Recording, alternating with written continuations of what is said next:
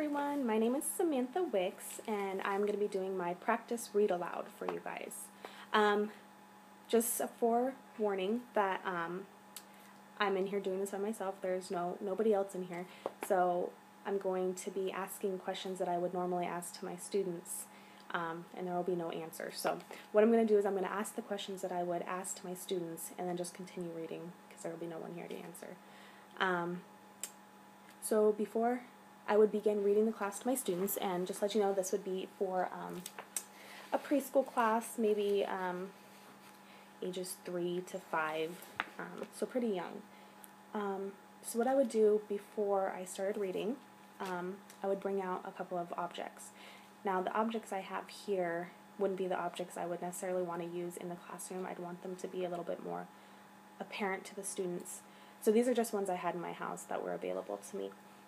So what I would do is I'd show them the objects. The objects I have here are a toothbrush, a hairbrush, and just some nail polish. What I would want to do with these items is try and have them guess what the story is going to be about.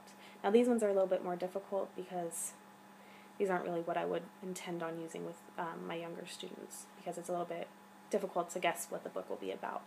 But I would have them try and guess and ask questions and stuff like that before I began reading. And then what I would do is I'd introduce the book. So the book is Parts by Ted Arnold. What I would do after I introduced the book is I would point to different parts on the character's body, for instance his eyes, and I would ask the students what this part of the body is and what it does. Then I'd go down to his nose, his mouth, his head, and just stuff like that, because it's important for them to have a basic understanding of our basic body parts before we begin reading the book. Then what I would do is I would introduce the author of this book. In this case, it is Ted Arnold. I would also like the students to understand what an author is versus an illustrator. In this case, Ted Arnold is both the author and the illustrator. So I'd like to explain that the author writes the words for the book while the illustrator draws the pictures. And in this case, like I said, he did both. So the book is Parts by Ted Arnold.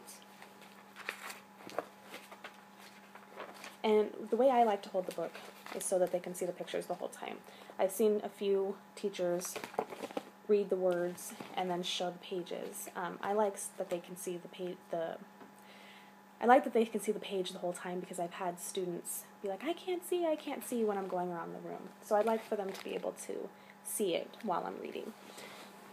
So I try and practice as much as I can before I begin reading, because I like to look at them and I like to have eye contact while I'm reading as much as I can. Well, that's pretty hard. All right. So I just don't know what's going on or why it has to be, but every day it's something worse. What's happening to me? I think it was 3 days ago I first became aware that in my comb were caught a couple pieces of my hair. I stared at them, amazed and more than just a bit appalled, to think that I was only 5 and starting to go bald.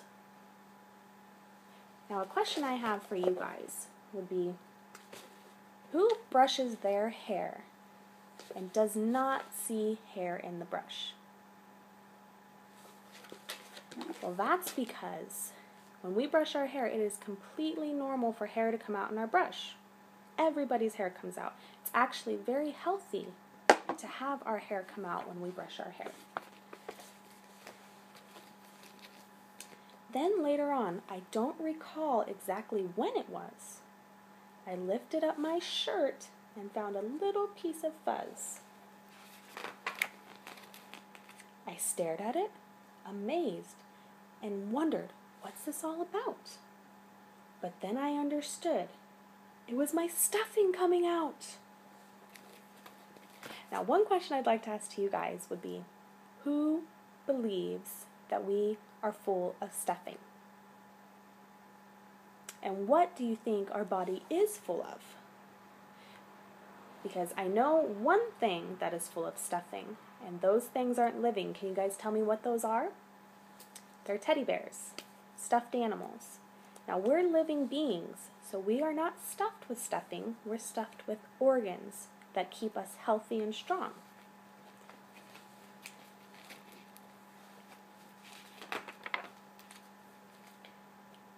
Next day, when I was outside playing with the water hose, I saw that little bits of skin peeling off my toes. I stared at them, amazed, and then I gave a little groan.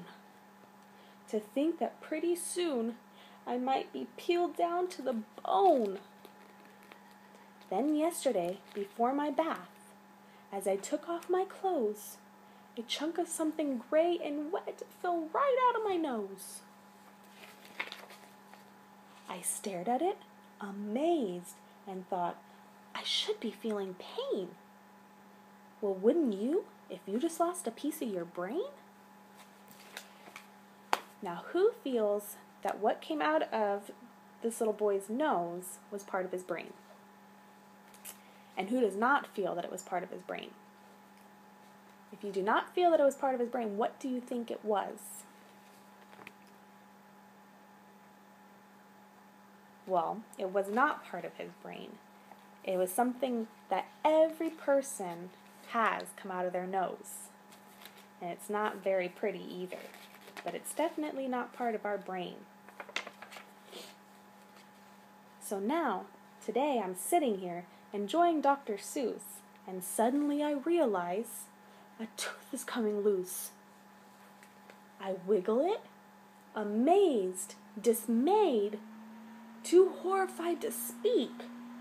Without my teeth, how am I going to eat? Already I feel weak. Now I'm really worried. I'm as scared as I can be, because finally what's happening is very clear to me. The glue that holds my parts together isn't holding me. And now I'm thinking to myself, what's next in line to go? Might be my ears, might be my eyeballs. How's a kid to know? Now, a question I have for all of you guys here is, who believes that we are held together by glue? Well, we're definitely not held together by glue.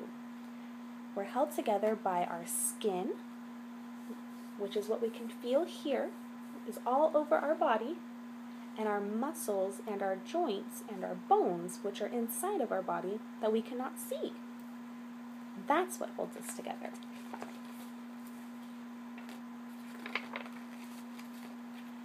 One day, I might be playing ball and have my arm fall off. Or maybe I could lose my head if I suddenly cough. Quite soon, I'll be in pieces in a pile without a shape. Thank goodness Dad keeps lots and lots and lots of masking tape. What? You forgot to tell me that my tooth falls out? And when they do, some brand new teeth will soon begin to sprout? My hair, my skin, and everything, there's nothing I should fear? So all of me is normal? Whew, that's really good to hear. Then tell me, what's this yellow stuff I just got out of my ear? So, before we end the story, I would like to ask you guys if you know anybody, or if you yourself has had any of these instances happen to you and you got scared. For instance, your teeth. Has any of your teeth fallen out, or do you know anybody that has their teeth has fallen out? Because that's very normal. And what the parent said in this book to this little boy is completely true. When our teeth fall out, because what you guys have right now are considered baby teeth, which means they are intended to fall out, and once they fall out, you guys will get your grown-up teeth, which means you guys can eat yummier things. So what else was in here that you guys remember happening to you or somebody you know?